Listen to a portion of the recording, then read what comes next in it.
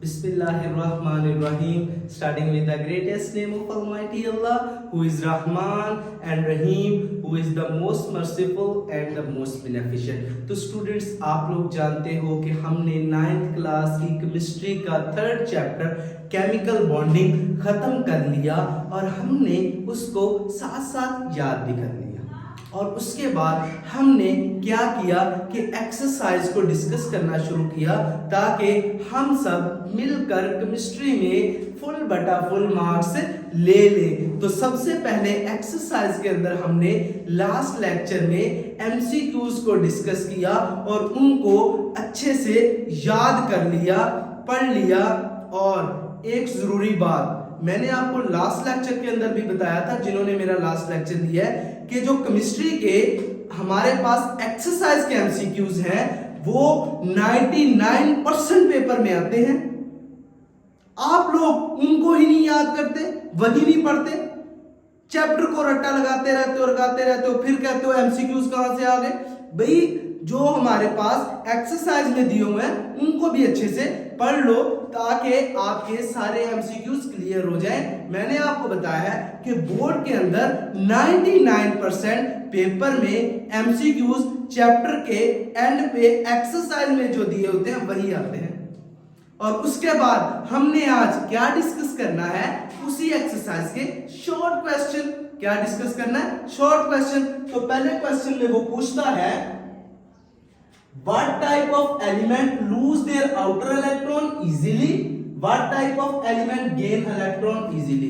वो ये कहता है कि जो हमारे पास पीरियोडिक टेबल में एलिमेंट्स मौजूद हैं उनमें से वो कौन से एलिमेंट हैं जो अपने valence electron outermost shell में जो इलेक्ट्रॉन है वो आसानी से दे देते हैं, और वो कौन से एलिमेंट है जो उन इलेक्ट्रॉन को आसानी से ले लेते हैं। आओ आंसर पढ़ते हैं। वो कहता है कि element that lose their electron easily are metal, example sodium and potassium.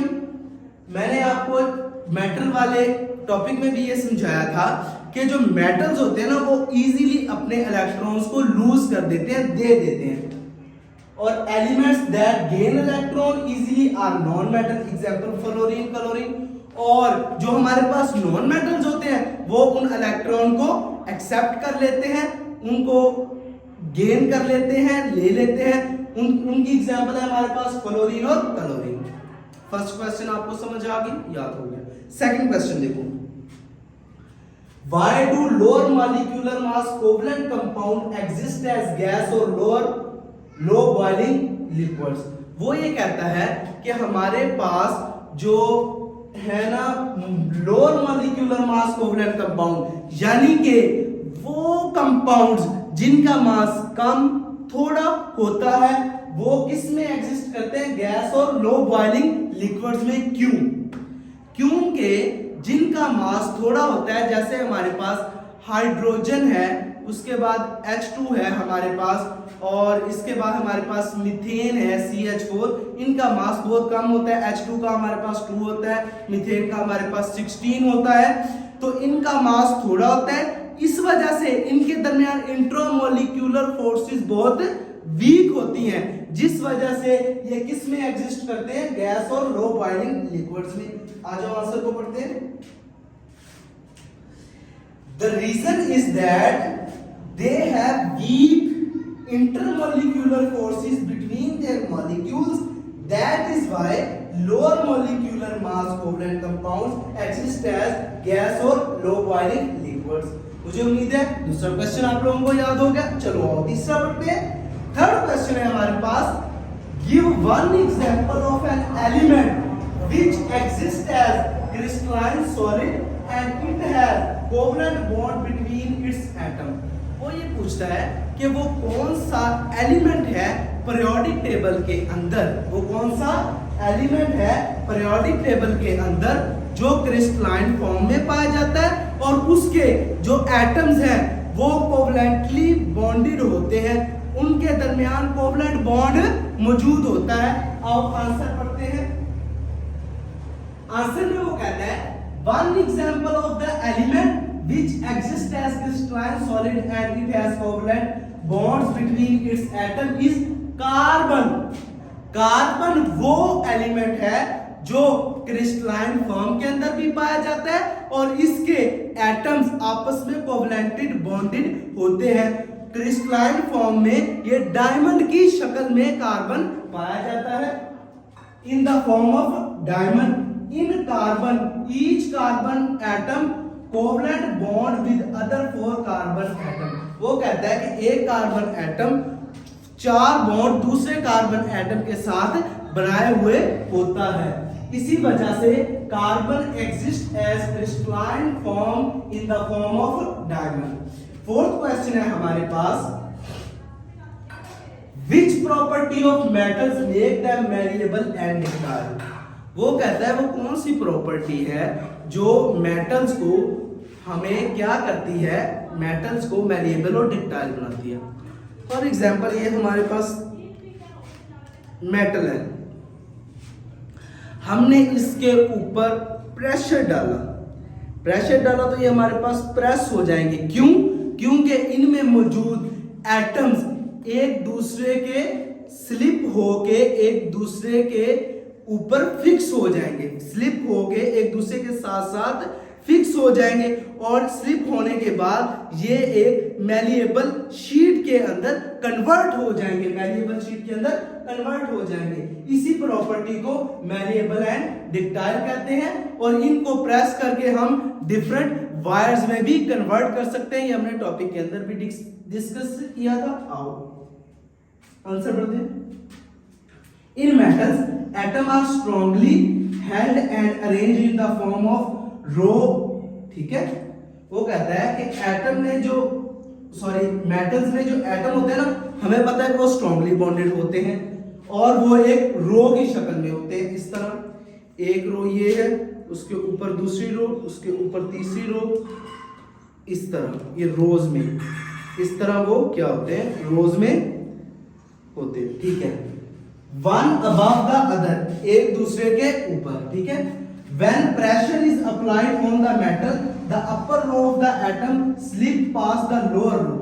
वो कहता है कि जब हम इस पे प्रेशर डालेंगे ना तो ये जो रो है ये स्लिप होके इसके साथ इस तरह अटैच हो जाएगी। ठीक है, as the result their shape are changed।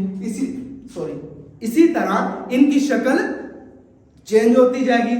देखें, वो ये कहता है कि जब हम इसके ऊपर प्रेशर, ये हमारे पास एक सॉलिड है, जब हम इसके ऊपर प्रेशर डालेंगे ना इस तरह, तो ये स्लिप होके एक दूसरे के साथ इस तरह कन्वर्ट हो जाएंगे एक शीट के अंदर। इनके जो एटम्स है, metals can easily drawn into wires and sheet. वो कहता है मेटल्स को हम किस में तब्दील कर सकते हैं, वायर्स में भी और शीट में भी। And property make them malleable and ductile, और ये प्रॉपर्टी इसको क्या बनाती है, malleable and ductile. Fifth question है हमारे पास, is coordinate covalent bond is strong bond?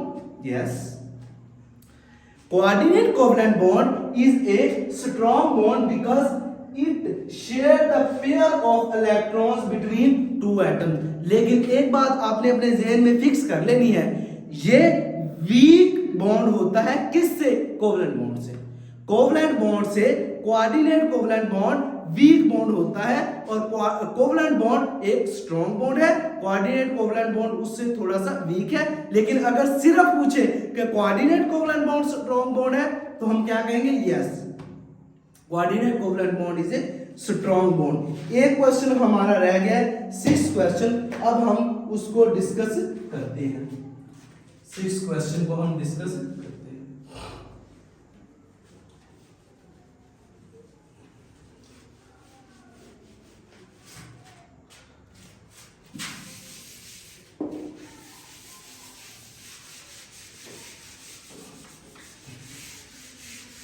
आप ऐसे किया करो कि ना इसका स्क्रीनशॉट ले लिया करो और सारा लेक्चर सुनने के बाद स्क्रीनशॉट लेके अपने पास रखा करो, और जब भी बुक को खोलो तो इसको देख लो ताकि आप लोगों को बार बार लेक्चर देखने की जरूरत ना पड़े। लेकिन ये है कि जिस बात की समझ ना आ रही हो तो आप लोगों ने दोबारा चैनल पे आना है और लेक्चर को देख लेना है। लास्ट क्वेश्चन में पूछता है, write down the dot and cross formula of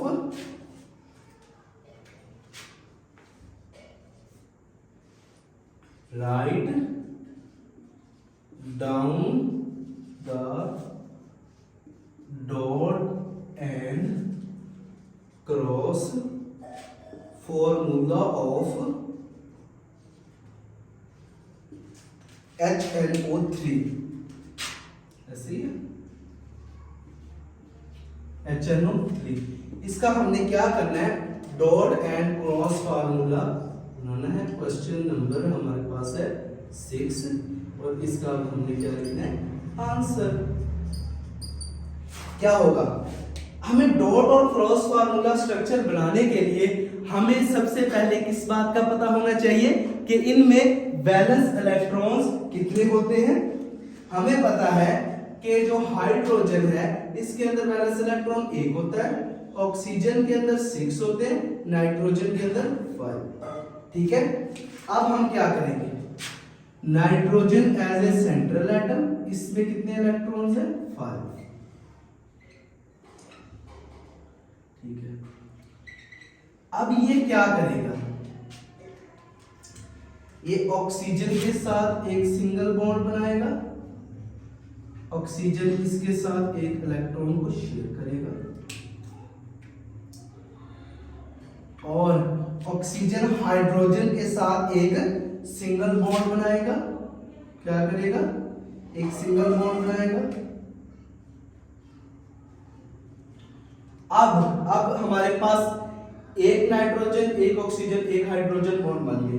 अब हमारे पास 2 ऑक्सीजन बन रह गई, तो एक ऑक्सीजन इसके साथ डबल कोवलेंट बॉन्ड बनाएगा।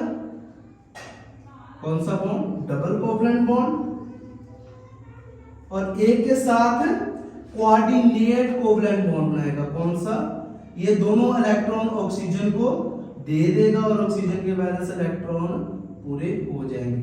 ठीक है, अब देखो कैसे बनेगा, hydrogen single bond oxygen, single bond nitrogen, double bond oxygen, single bond oxygen.